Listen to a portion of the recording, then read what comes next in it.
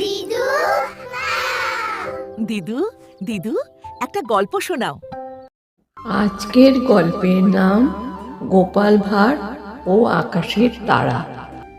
রাজা কৃষ্ণচন্দ্রের রাজসভা আজ খুব জমজমাট। ধূর্ত মন্ত্রী মনে মনে এক ফন্দি আঁটলেন। তিনি রাজাকে বললেন, মহারাজ, গোপাল তো নিজেকে খুব বুদ্ধিমান মনে করে, আজ তার একটু পরীক্ষা নেওয়া যাক। ঠিক সেই সময় গোপাল ভাঁড় দরবারে হাজির হলেন।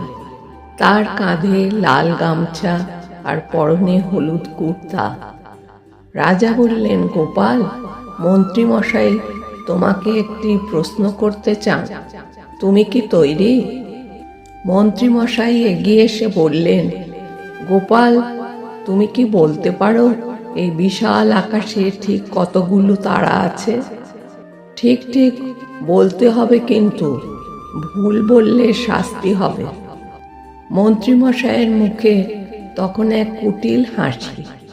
রাজা কৃষ্ণচন্দ্র অবাক হয়ে ভাবলেন, এই প্রশ্নের উত্তর দেওয়া তো অসম্ভব। গোপাল কিন্তু একটুও ঘাবড়ালেন না।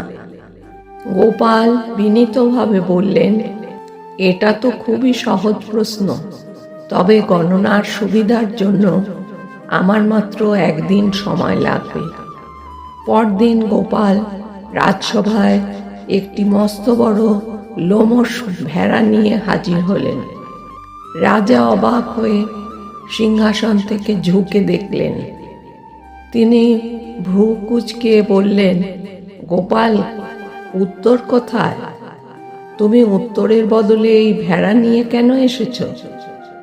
গোপাল খুব শান্তভাবে মন্ত্রী মশাইয়ের দিকে তাকিয়ে বললেন, মহারাজ, এই ভেড়ার শরীরে ঠিক যতগুলো পশম আছে, আকাশে ঠিক ততগুলোই তারা আছে।